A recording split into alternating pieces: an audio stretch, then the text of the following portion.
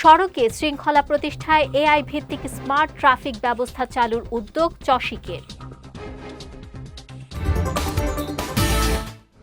এবং বাকুলিয়ার শিশু ধর্ষণ মামলার রায় বুধবার।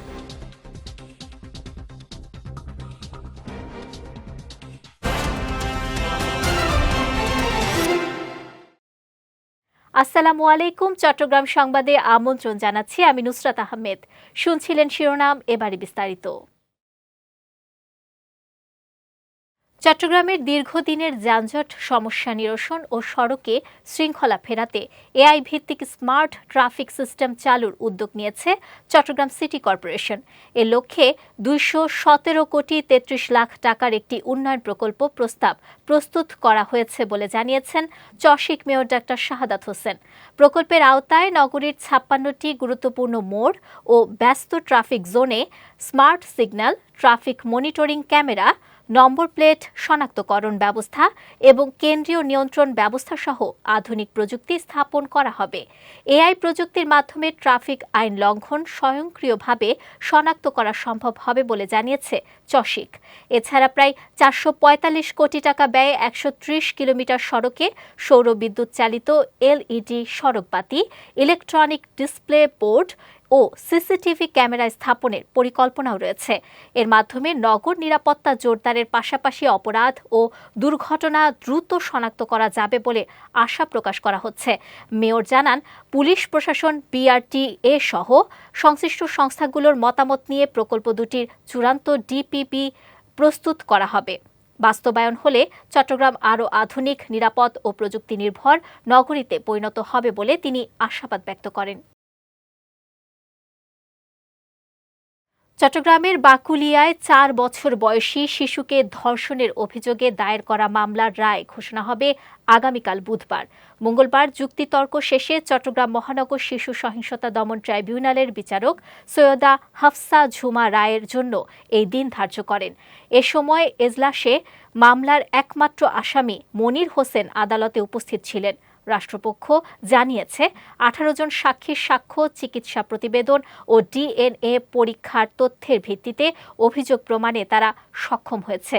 গত 21 মে বাকুলিয়ার একটি গুদাম কক্ষে 4 বছর বয়সী শিশুকে ধর্ষণের অভিযোগে শিশুটির বাবা মামলা দায়ের করেন। পরে তদন্ত শেষে নারী ও শিশু নির্যাতন দমন আইনে আদালতে অভিযোগপত্র দেয় পুলিশ। চট্টগ্রাম নগরীতে আর্জেন্টিনার পতাকা টাঙাতে গিয়ে বিদ্যুৎ স্পৃষ্ট হয়ে রামহরি বৈষ্ণব নামে এক যুবকের মৃত্যু হয়েছে। নগরীর লালদিঘির পাড় এলাকায় এ দুর্ঘটনা ঘটে। নিহত রামহরি বৈষ্ণব হবিগঞ্জের বানিয়াচং উপজেলার বাসিন্দা এবং লালদিঘির পাড়ের একটি খাবারের দোকানে কর্মচারী হিসেবে কাজ করতেন। পুলিশ ও স্থানীয়রা জানায়, দোকানের জানালায় আর্জেন্টিনার পতাকা টাঙানোর সময় অসাবধানতাবশত পাশের বৈদ্যুতিক তারের সংস্পর্শে আসেন তিনি। এতে ঘটনাস্থলেই তার মৃত্যু হয়। কোতোয়ালি থানা পুলিশ জানিয়েছে, ময়না তদন্ত ও প্রয়োজনীয় আইনি প্রক্রিয়া শেষে মরদেহ পরিবারের কাছে হস্তান্তর করা হয়েছে।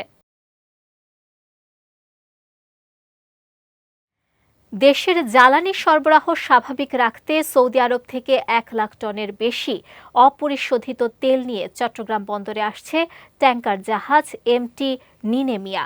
বাংলাদেশ শিপিং কর্পোরেশন জানিয়েছে, সৌদি আরবের ইয়ানবু বন্দর থেকে গত 30 মে যাত্রা শুরু করা জাহাজটি হরমুজ প্রণালী এড়িয়ে ইতিমধ্যে বাংলাদেশের জলসীমার কাছাকাছি পৌঁছেছে।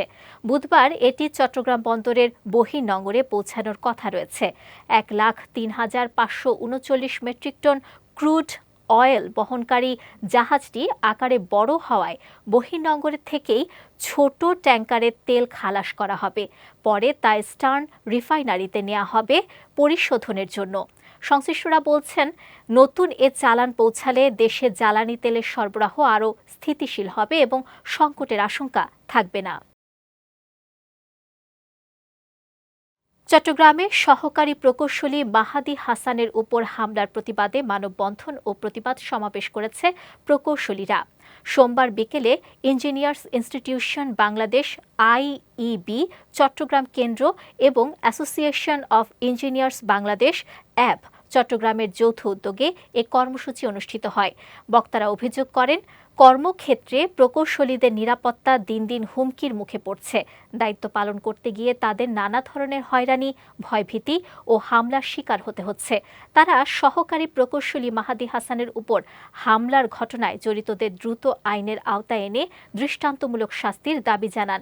একই সঙ্গে সরকারি বিভিন্ন প্রতিষ্ঠানে বিশৃঙ্খলাকারীদের চিহ্নিত করে কঠোর ব্যবস্থা নেওয়ার আহ্বান জানান বক্তারা। মানববন্ধনে আইইবি ও অ্যাবের নেতৃবৃন্দরা সহ বিভিন্ন পর্যায়ের প্রকৌশলীরা অংশ নেন।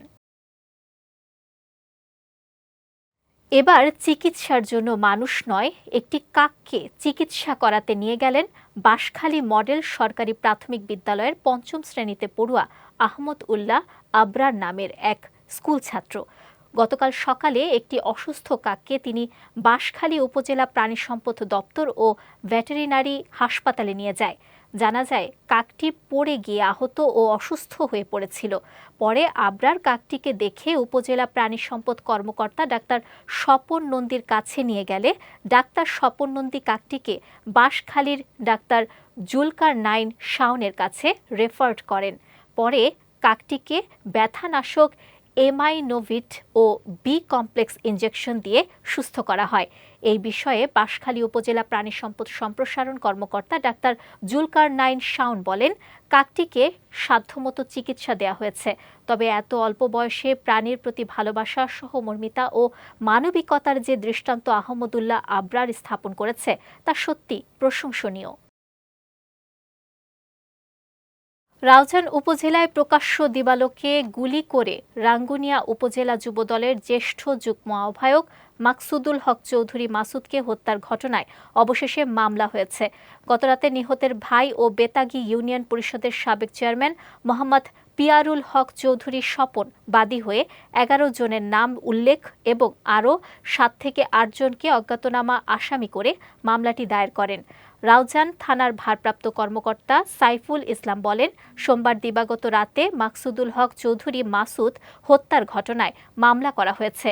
নিহতের ভাই মোহাম্মদ পিয়ারুল হক চৌধুরী স্বপন বাদী হয়ে ১১ জনের নাম উল্লেখ করে অজ্ঞাত ৭ থেকে ৮ জনকে আসামি করে এই মামলা দায়ের করেন। মামলার সব আসামিকে শনাক্ত করা হয়েছে। তাদের গ্রেপ্তারে অভিযান অব্যাহত রয়েছে বলেও জানিয়েছেন এ পুলিশ কর্মকর্তা। বাংলাদেশে ২০২৬ সালের জাতীয় নির্বাচনে সংখ্যালঘু সম্প্রদায়ের ভোটারদের অংশগ্রহণ ও প্রতিনিধিত্ব নিয়ে একটি পর্যবেক্ষণ প্রতিবেদন প্রকাশ করেছে রূপসা।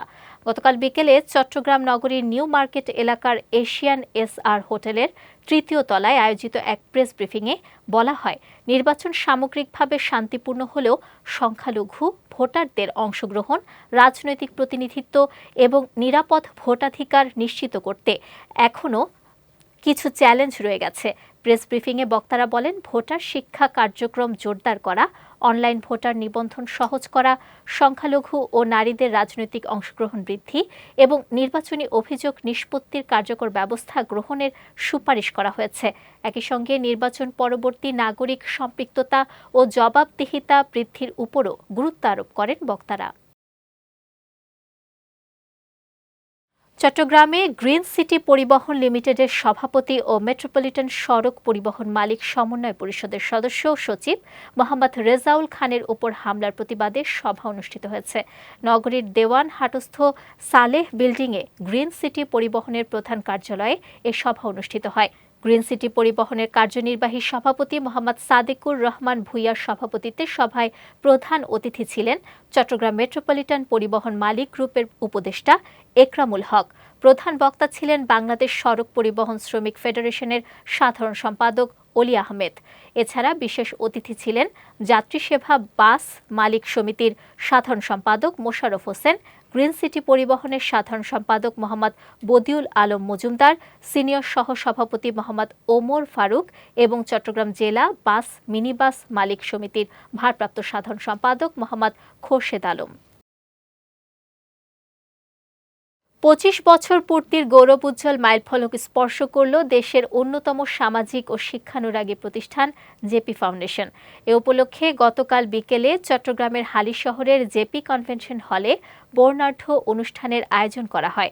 অনুষ্ঠানে মেধাবী শিক্ষার্থীদের উৎসাহ দেওয়ার প্রত্যয়ে মোট ৮ লাখ টাকার শিক্ষাবৃত্তি প্রদান করা হয়। প্রধান অতিথি ও আমন্ত্রিত অতিথিরা শিক্ষার্থীদের হাতে এই বৃত্তির অর্থ তুলে দেন। অনুষ্ঠানে প্রধান অতিথি ছিলেন চট্টগ্রাম 10 আসনের সংসদ সদস্য সাইদ আল নোমান। প্রতিষ্ঠানটির পরিচালক এআই জুয়েলের সভাপতিত্বে এতে বিশেষ অতিথি ছিলেন মোশাররফ হোসেন দীপ্তি, জসিম উদ্দিন জিয়া এবং নাজিম উদ্দিন। ফাউন্ডেশনের সমন্বয়ক বাপ্পির সার্বিক তত্ত্বাবধানে অনুষ্ঠানে আরও উপস্থিত ছিলেন প্রতিষ্ঠানের শিক্ষক বাপ্পি, সুজন, আলী রেজা বুলবুল, প্রান্ত, ইসবাত, তারেক সালেহ, ছোটন সহ অভিভাবক ও শিক্ষার্থীরা। চট্টগ্রামে মাসব্যাপী বৃক্ষরোপণ কর্মসূচির উদ্বোধন করা হয়েছে। সকালে PH আমিন একাডেমি মাঠে গ্রিন এনভায়রনমেন্ট মুভমেন্ট চট্টগ্রাম মহানগর এর উদ্যোগে এর আয়োজন করা হয়। পরিবেশের ভারসাম্য রক্ষা, সবুজায়ন বৃদ্ধি এবং আগামী প্রজন্মের জন্য একটি বাসযোগ্য পৃথিবী গড়ে তোলার প্রত্যয়ে আয়োজিত এ কর্মসূচির উদ্বোধনী দিনে নারিকেল, আম, জাম, কাঁঠাল, আমড়া, জলপাই, কৃষ্ণচূড়া, হরিতকি সহ প্রায় 3 শতাধিক বিভিন্ন প্রজাতির ফলজ, বনজ ও ঔষধি গাছের চারা রোপণ করা হয়। এ সময় উপস্থিত ছিলেন গ্রিন এনভায়রনমেন্ট মুভমেন্ট চট্টগ্রাম মহানগরের সভাপতি ফজলে রাব্বি সুমন, সাধারণ সম্পাদক আশরাফুল ইসলাম এবং সংগঠনের অন্যান্য নেতারা। চট্টগ্রামে মোবাইল শপ ডিজিটাল ডেইজের উদ্বোধন ও মতবিনিময় সভা অনুষ্ঠিত হয়েছে। গতকাল বিকেলে চট্টগ্রামের নাসিরাবাদ এলাকার প্রবর্তক মোড়ের কনকর্ড মুইন স্কয়ারে এ অনুষ্ঠানের আয়োজন করা হয়। অনুষ্ঠানে টেরি বাজারের ব্যবসায়ী সিরাজুল ইসলাম, সাতকানিয়ার ব্যবসায়ী সিরাজুল ইসলাম, চট্টগ্রাম ও কক্সবাজারের রেস্টুরেন্ট ব্যবসায়ী আবু সুফিয়ান জসিম, চট্টগ্রাম ও কক্সবাজারের রেস্টুরেন্ট ব্যবসায়ী এবং আসিয়া গ্রুপের ব্যবস্থাপনা পরিচালক আক্কাস উদ্দিন এবং আফমি প্লাজার বিশিষ্ট ব্যবসায়ী মোহাম্মদ কর্নিস উপস্থিত ছিলেন। এছাড়াও ডিজিটাল ডেইজের স্বত্বাধিকারী শাফি শাহরিয়ার এবং সাইদুল ইসলাম মুরাদ অনুষ্ঠানে উপস্থিত ছিলেন। চট্টগ্রাম সংবাদ শেষ করার আগে শিরোনামগুলো দেখে নিচ্ছি আরও একবার।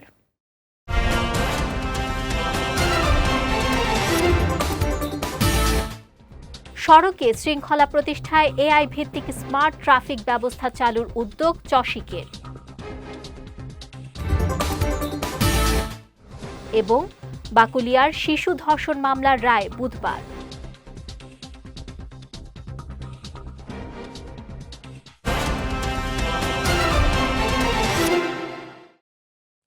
চট্টগ্রাম সংবাদ শেষে আজকের মতো আমি নুসরাত আহমেদ আপনাদের কাছ থেকে বিদায় নিচ্ছি। রাত 9টায় আমাদের পরবর্তী বিজয় রাতের সংবাদ দেখার আমন্ত্রণ রইল। এছাড়াও আজকের চট্টগ্রাম সংবাদের ভিডিও দেখতে পারেন আমাদের ইউটিউব এবং ফেসবুক পেজে। আমাদের ইউটিউব হলো youtube.com/bijtvofficial এবং আমাদের ফেসবুক পেজ হলো facebook.com/bijtvlimited। এতক্ষণ সঙ্গে থাকার জন্য ধন্যবাদ সবাইকে।